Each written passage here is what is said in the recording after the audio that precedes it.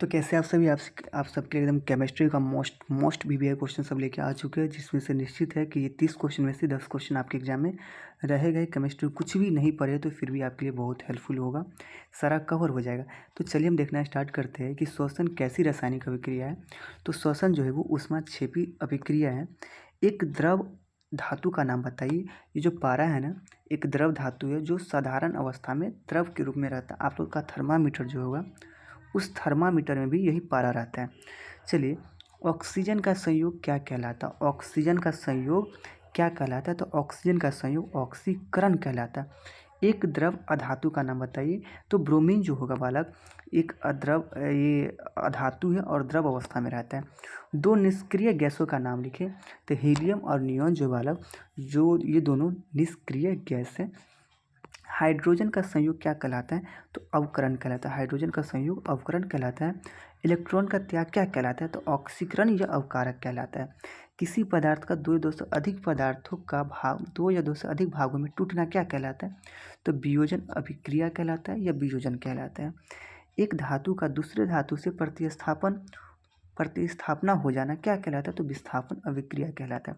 ज्वाला कितने प्रकार के होते हैं? तो ज्वाला जो होते हैं 4 प्रकार के होते हैं। एक नीला क्षेत्र, काला क्षेत्र, दीप्त क्षेत्र और अप्रदीप्त। दीप्त का मतलब जलता, अप्रदीप्त मतलब जो नहीं जलता हो। एलपीजी का पूरा नाम क्या होता है? तो एलपीजी का पूरा नाम लिक्विफाइड पेट्रोलियम गैस होता है। बचपन से पढ़ते हुए आ रहे हो। फिर क्वेश्चन है कि एलपीजी में गंध के लिए क्या मिलाया जाता है? तो एलपीजी में गंध के लिए एथाइल मार्क कैप्टन मिलाया जाता है। बुझा हुआ चूना का सूत्र होता है CaOH होता है। चलिए, क्वेश्चन नंबर मेरा है 14 है कि संगमरमर का सूत्र क्या होता है? तो संगमरमर का सूत्र होता है कैल्शियम कार्बोनेट होता है, CaCO3 होता है। दो आयनों का अदला बदली क्या कहलाता है? तो विस्थापन अभिक्रिया कहलाता है। ऊष्मा का निष्कासन किस अभिक्रिया में होता है? तो ऊष्माक्षेपी अभिक्रिया में होता है। विद्युत के कारण होने वाला अभिक्रिया कहलाएगा तो विद्युत रासायनिक अभिक्रिया कहलाएगा। सिंपली सूर्य के प्रकाश में होने वाली एक अभिक्रिया का उदाहरण, तो सिंपली बात है प्रकाश में होगा तो प्रकाश रासायनिक अभिक्रिया। जिंक सल्फेट का सूत्र होगा ZnSO4 होगा।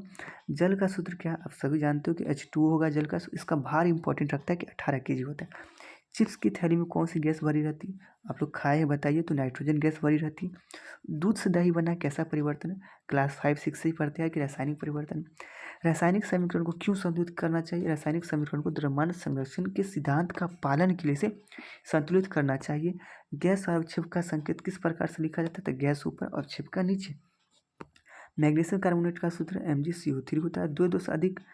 दो या दो से अधिक पदार्थ का जोड़ना क्या कहलाता है? संयोजन अभिक्रिया कहलाता है।